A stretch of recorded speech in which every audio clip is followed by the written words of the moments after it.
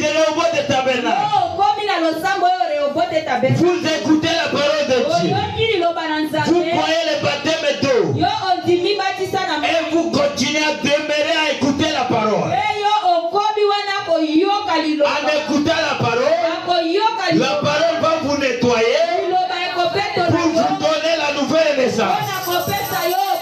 Et quand vous êtes né de nouveau, c'est à ce moment-là l'Esprit de Dieu vient à vous. Là, ça ne sera pas votre propre vie, mais ça sera la vie d'une autre personne à vous. Et cette personne-là, c'est le Seigneur Jésus-Christ.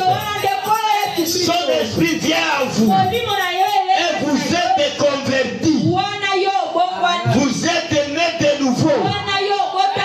Vous n'êtes plus la même personne que vous étiez.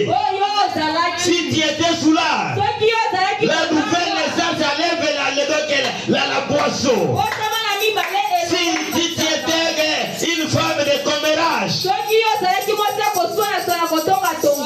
la nouvelle naissance vous enlève cela.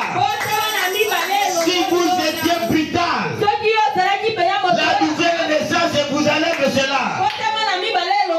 Si vous étiez paresseux aujourd'hui avec Dieu, mais la nouvelle naissance vous enlève tout cela. Et après la nouvelle naissance, c'est la foi maintenant qui vient à vous. Et quand la foi vient à vous, vous croyez, vous espérez aux choses possibles. Vous allez croire que vous êtes déjà ressuscité. Vous allez croire que vous êtes déjà enlevé. Vous allez croire que vous êtes déjà au ciel. Parce que la foi est là. La foi, c'est une subsistance des choses qu'on espère, mais qu'on ne les voit pas. Donc vous ne croyez pas la résurrection, mais vous croyez à la résurrection. Vous ne voyez pas l'enlèvement, mais vous croyez à l'enlèvement. Ce sont des choses que les yeux n'ont pas vues. Mais la foi l'a touché. La foi l'a vu. Et la foi la croit. Alléluia. Alléluia. Donc quand vous avez la foi, vous croyez à la plénitude de la parole. C'est que les autres ne croient pas, mais parce qu'ils n'ont pas la foi. Mais si vous avez la foi, vous allez tout croire. Alléluia. Et sur votre foi, il faut maintenant ajouter. Il faut faire tous vos efforts. Il ne faut pas être paresseux. Ne restez pas à la maison. Venez combiner avec les frères. Écoutez la parole.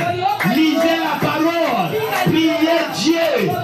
Faites tous vos efforts pour ajouter à la foi la vertu.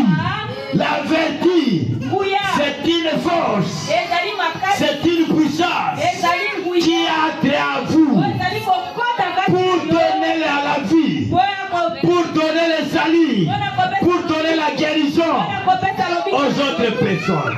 Comme Jésus-Christ, même comme Pierre, quand il était là, il y avait une femme répondant de Tabitha. Donc, à d'autres termes, Dorcas. Cette femme-là, c'était une sœur. Elle était morte. Tabitha Dorcas était morte. Alléluia. Quand on appelait Pierre, Pierre est arrivé. Alléluia. Comme il avait la vertu à lui, il a demandé à toute personne de sortir, de quitter dehors. Et il est resté là prier. Il a prié. Il a prié. Et il a dit Tabitha, lève-toi. Comme il avait la vertu, Tabitha s'est relevée. Tabitha s'est soulevée. La mort est devenue ressuscitée. Parce qu'il y avait la foi.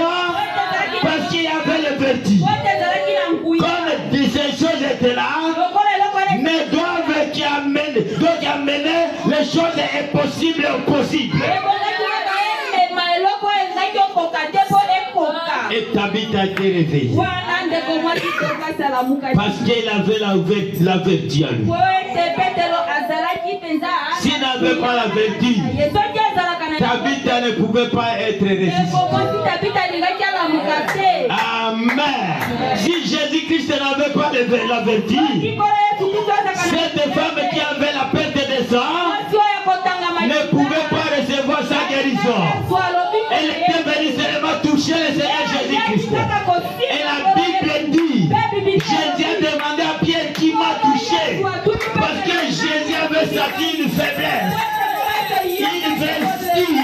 Une vestie était sortie de lui. Et il a dit qui m'a touché.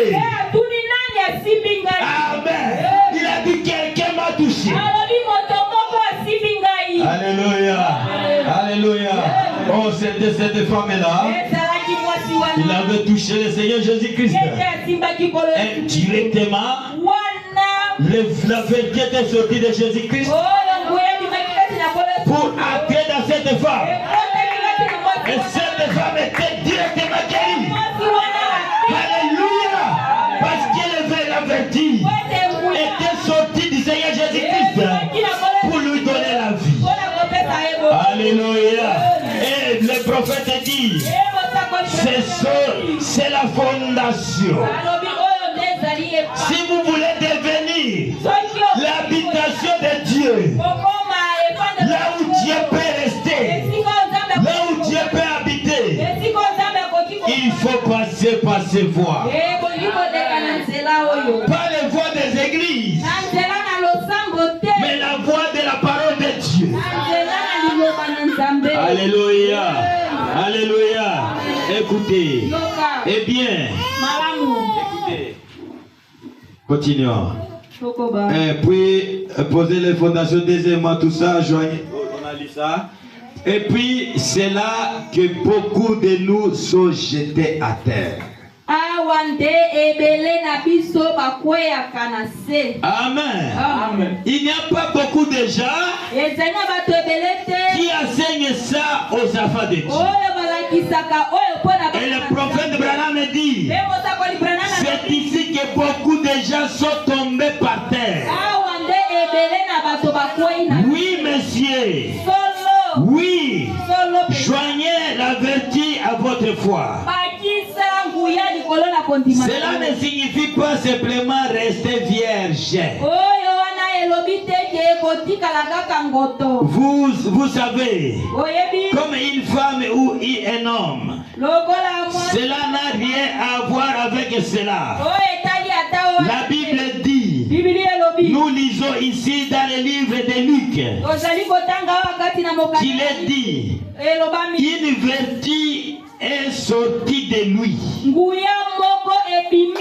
Et c'est juste, si nous devons être comme lui, nous devons alors avoir de la vertu.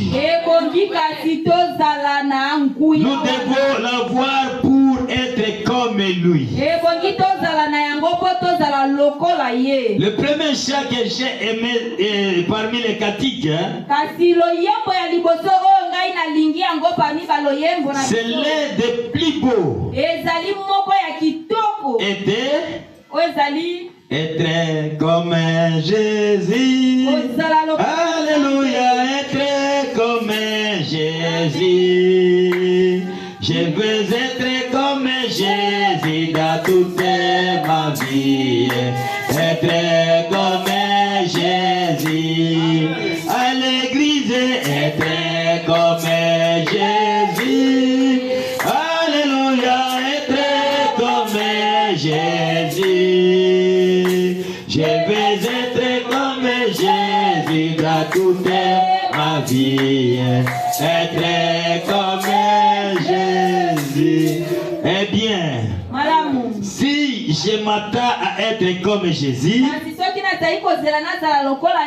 je dois avoir de la vertu.